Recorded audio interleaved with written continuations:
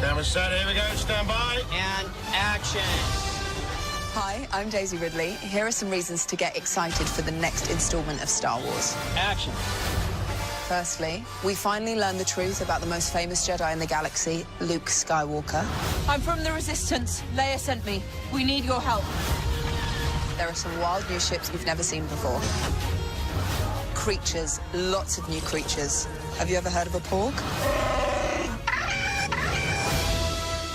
And Rey starts her own journey with the Force. With a reluctant teacher. Star Wars: The Last Jedi, in theaters December 15th. Rated PG-13. This film contains scenes that may be too intense for younger viewers.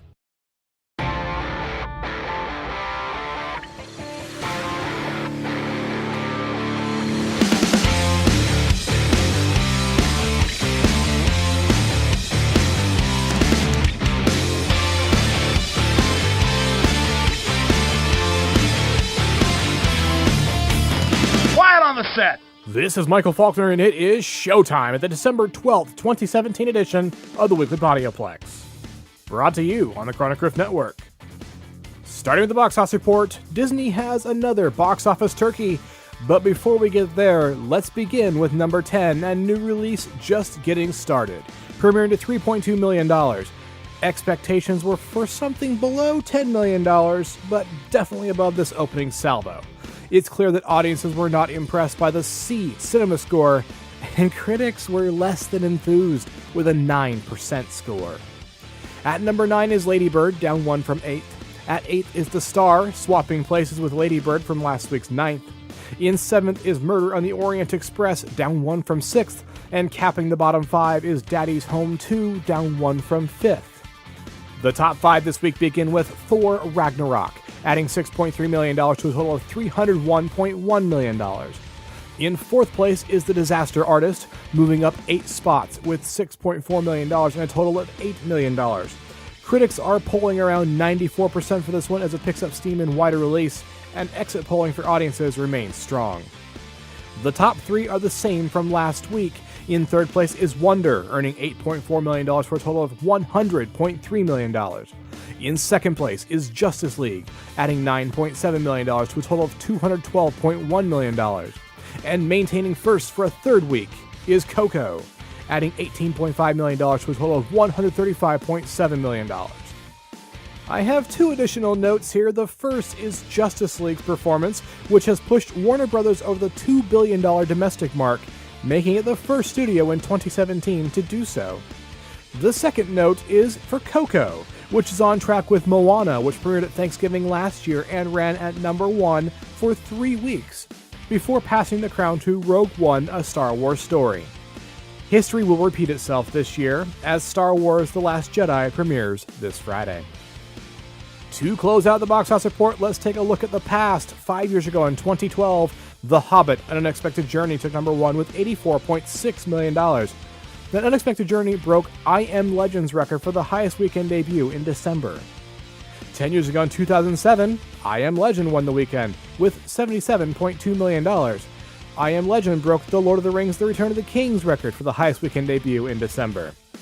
20 years ago in 1997, Scream 2 was the winner with $77.2 million. Scream 2 broke Beavis and Butthead Do America's record for the highest weekend debut in December. I Know What You Did Last Summer's record for the highest weekend debut for a slasher film, and Pocahontas' record for the highest weekend debut for a film featuring a female protagonist. 30 years ago in 1987, Throw Mama from the Train took the title with $7.3 million, and 40 years ago, in 1977, Close Encounters of the Third Kind won the box office crown with $6 million, reclaiming number 1 in its 4th weekend of release.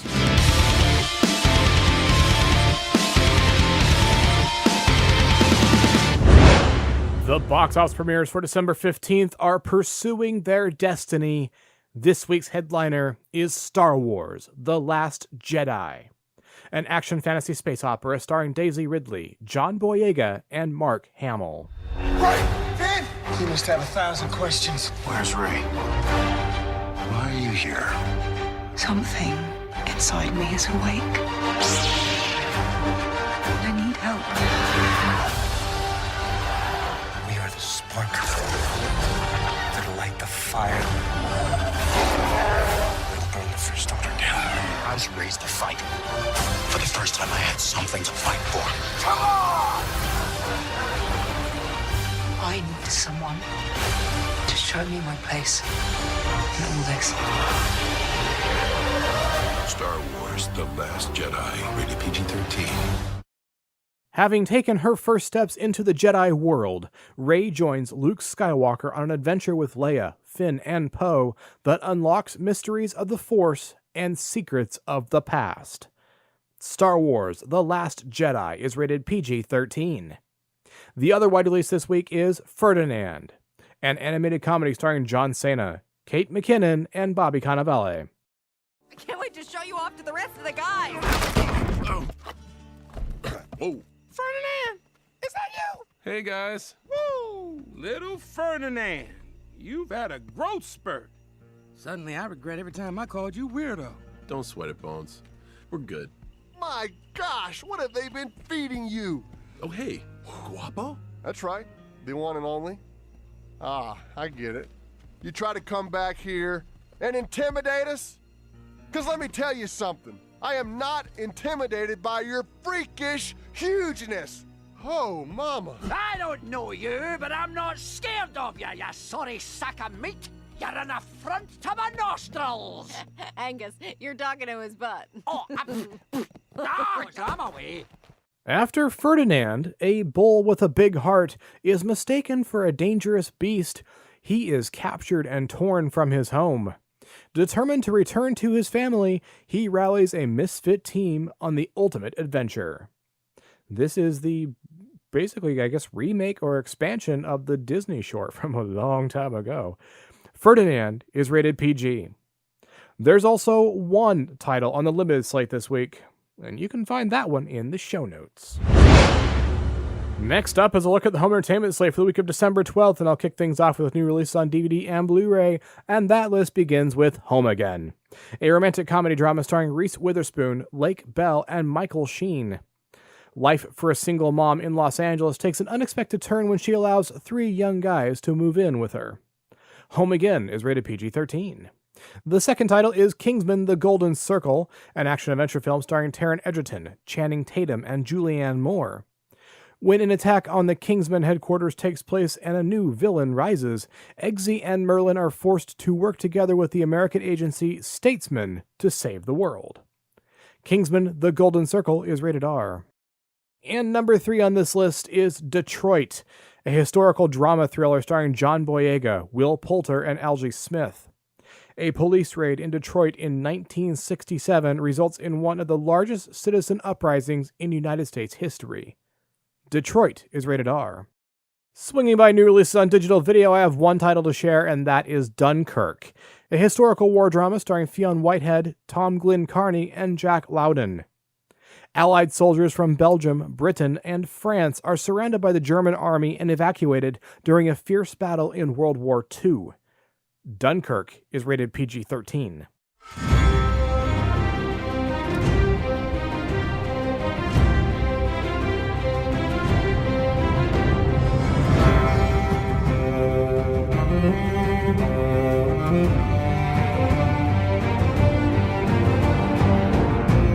Moving right along to TV on DVD and Blu-ray, start things there with Game of Thrones, Season 7 from 2017, starring Peter Dinklage, Lena Headey, and Emilia Clarke. Based on the popular book series A Song of Ice and Fire by George R.R. Martin, the 7th season of this hit Emmy-winning fantasy features returning series regulars Emilia Clarke, Nikolaj Coster-Waldau, Emmy and Golden Globe winner Peter Dinklage, Aidan Gillen, Kit Harington, Lena Headey, Diana Rigg, Sophie Turner, and Maisie Williams.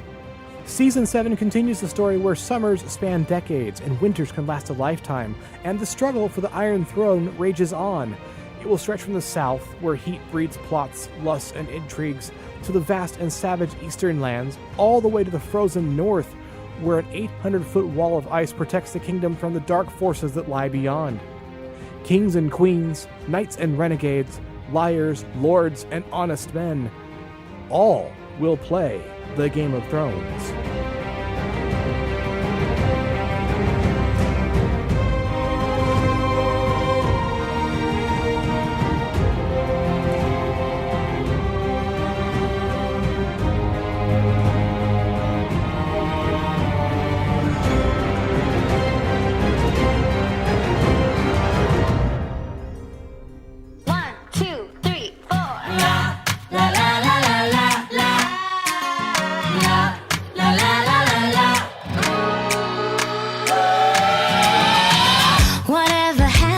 predictability. The milkman, the paperboy, the evening TV. How did I get delivered here? Somebody tell me please. Cause this whole world is just really confusing me.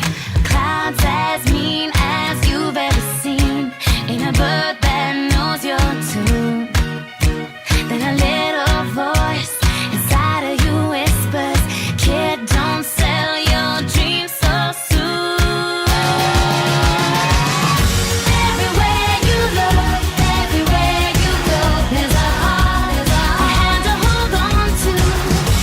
Everywhere you look, everywhere you face, somebody who needs you. The second TV title is Fuller House, Season 2 from 2017, starring Candace Cameron Bure, Jodie Sweetin, and Andrea Barber. Returning for its second season, the Fuller House family experiences a new year of life's moments, big and small, from the start of a new school year, to budding romances, to coming together for the holidays. Season 2 welcomes back recently widowed DJ Tanner Fuller, who still lives in her childhood home with younger sister and aspiring musician Stephanie Tanner, and DJ's lifelong best friend and fellow single mother, Kimmy Gibbler. DJ's 3 boys and Kimmy's feisty teenage daughter Ramona are also under the same roof, and Fuller House favorites including 3 dads Danny Tanner, Jesse Katsopoulos, and Joey Gladstone will also enter the mix with welcome guest appearances. There's nothing like spending Halloween, Thanksgiving, Christmas, and New Year's with the people you love, because life is fuller with family.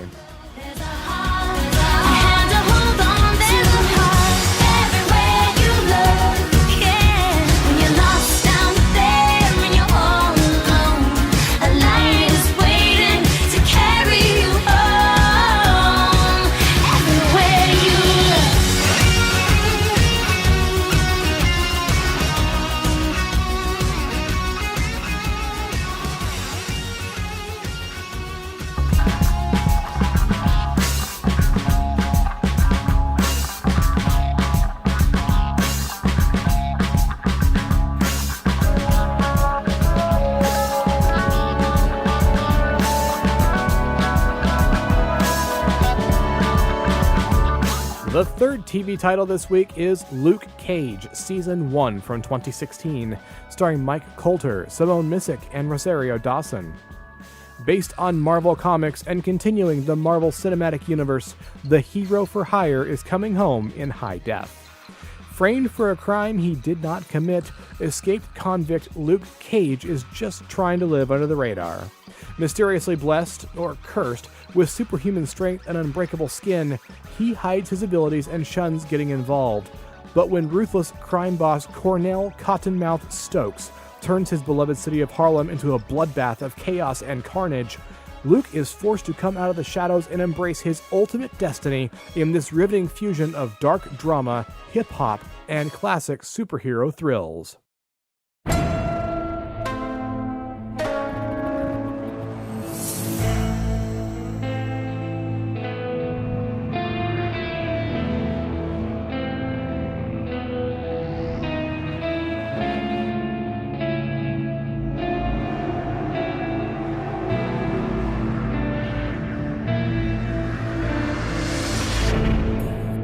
The fourth entry on the list is a doubleheader. We have The Strain, Season 4 from 2016, and the complete series, spanning 2014 to 2017, starring Corey Stoll, David Bradley, and Kevin Durand.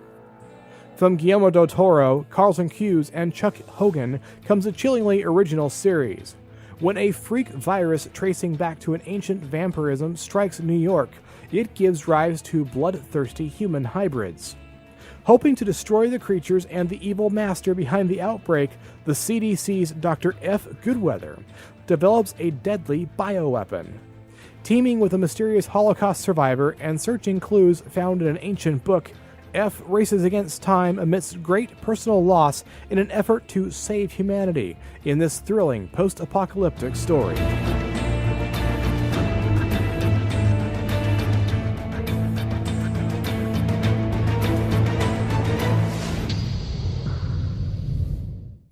It prowls the streets in the pursuit of justice.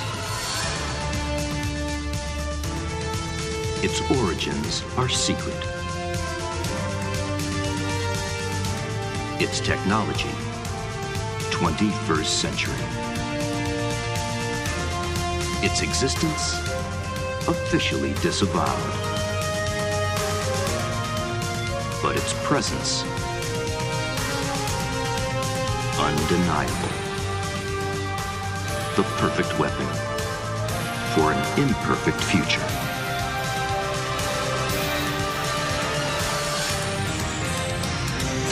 Viper.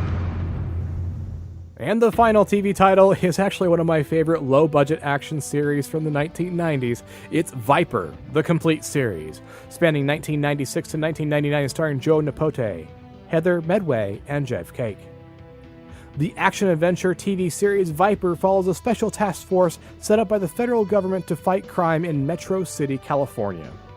Perpetually under siege from one crime wave after another, the Viper team relies on the Defender, a transforming assault vehicle that masquerades as a Dodge Viper RT-10 Roadster and coupe.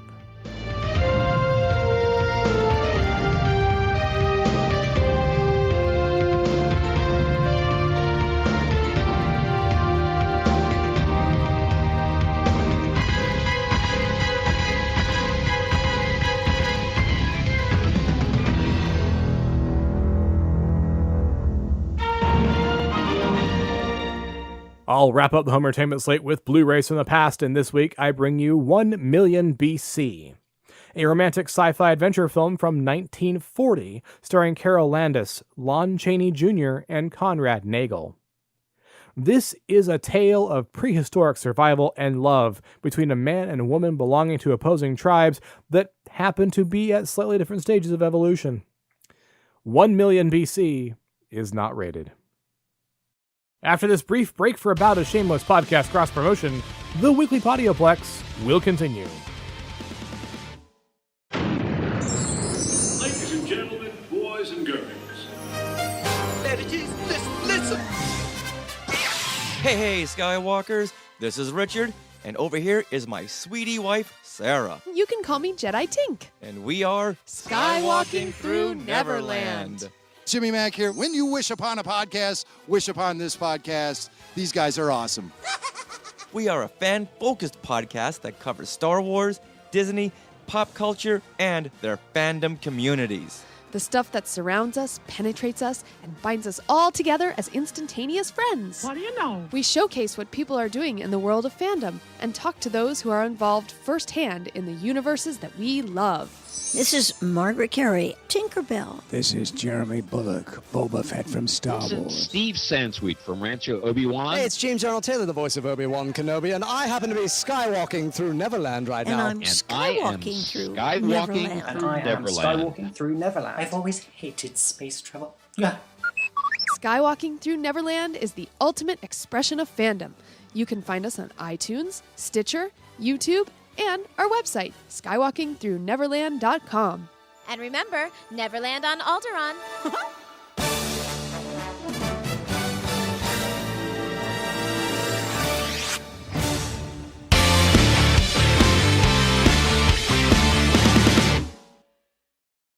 And welcome back to the Weekly Podioplex. I'm Denise with your Quick Flicks.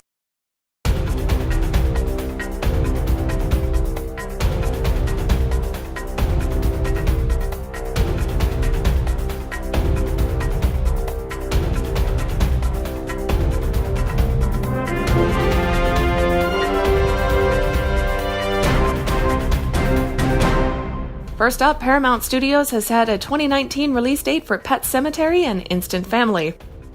Deadline is reporting that the Pet Sematary reboot is due out April 19th, 2019, and Sean Anders' Instant Family, starring Mark Wahlberg and Rose Byrne, is due out February 15th, 2019. In Instant Family, a couple who decide to start a family and, through adoption via the foster care system, suddenly find themselves with 3 wild kids. They must learn to love and parent them despite the fact that the kids have no interest in being parented. Anders, John Morris, Mark Wahlberg, and Steve Levinson are producing off a script by Anders and Morris.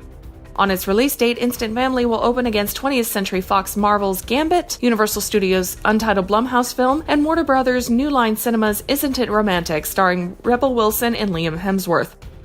Meanwhile, Pet Sematary will be directed by Kevin Kolsch and Dennis Widmeyer. Jeff Bueller will adapt the script from the King novel. Lorenzo di Buenaventura, Mark Veradian, and Steve Schneider are producing. Pet Sematary is during Eastern weekend and will be up against Open Roads Playmobil. If you haven't seen the 1989 version of Pet Sematary, it's actually pretty good. Makes you wonder about the logic behind the whole thing, but it's pretty good nonetheless. Up next, and Cho, if you're listening to this, be prepared to have your day made. Get Out's Jordan Peele is set to reboot The Twilight Zone for CBS All Access. And the world just got a little brighter. CBS's latest revival of The Twilight Zone is official. Jordan Peele, Simon Kinberg, and Marco Ramirez will helm a reboot of the anthology series for CBS's streaming service. Peele had this to say about the announcement. Too many times this year it's felt like we were living in a Twilight Zone, and I can't think of a better moment to reintroduce it to modern audiences. If you remember, Peele was the force behind the socially conscious film Get Out. Ramirez is a showrunner for both Daredevil and The Defenders, and Kinberg, who is writing and directing next year's X-Men Dark Phoenix, said, "The Twilight Zone is a touchstone in my life. The opportunity to continue its lineage is a dream come true, and I'm so thrilled to be doing it with Jordan, Marco, and the team at CBS All Access." All three will serve as executive producers and collaborate on the premiere episode. I really hope they stick with the aesthetic of the original. The Twilight Zone is such a great series, and I'm so glad they're bringing it back. It's one of my favorites. Julie McNamara, CBS's All Access Executive Vice President, Original Content, had this to say. The original Twilight Zone bridged science fiction, horror, and fantasy together to explore human nature and provide societal commentary in a way that audiences had never seen before. Under the auspices of Jordan Peele, Simon Kinberg, and Marco Ramirez, and with the creative freedom that the CBS All Access platform affords, this is an incredible opportunity to bring today's audiences a modern reimagining of this iconic series. The Twilight Zone will join Star Trek Discovery, among others, as a streaming-only series on All Access. Peele is also currently working with J.J. Abrams to adapt Matt Ruff's Lovecraft Country as an anthological horror series that reclaims genre storytelling from the African-American perspective. Thank you! Awesome. I'm so excited. Merry Christmas and Happy freaking New Year to me. Apart from paying for CBS All Access when I get back to the States, 2018 is gonna be awesome. Not only are we getting a Twilight Zone update, it's been reported that the Defenders producer has joined Netflix's The Witcher television show. Be still my beating heart. It's already been announced last May that Netflix would be developing a TV series based on the Polish writer Andrzej Sapkowski's The Witcher saga. Since its creation in 1994, the series of books has been adapted from comic books to a Polish movie and television series, both titled The Hexer, and its crowning achievement, the wildly popular video game series, of which The Witcher 3, The Wild Hunt, is one of the most awarded video games of all time and has been praised for its vast open world, compelling storylines, and complex characters. According to a new report by Variety, producer Lauren Schmidt-Hissrich will serve as showrunner and executive producer of The Witcher TV series. So far, we know the series will follow the story of Geralt of Rivia, a monster hunter known as a Witcher, who went through a series of mutations at a young age that granted him superhuman abilities. The books, which you need to read, and video games, which I still have yet to play, also feature a mass of side characters, including Geralt's adopted daughter Ciri, a child of elder blood with extraordinary powers. But beyond following Geralt, there's not much known about the actual story. Perhaps they'll stick close to the books, which are just oh so good.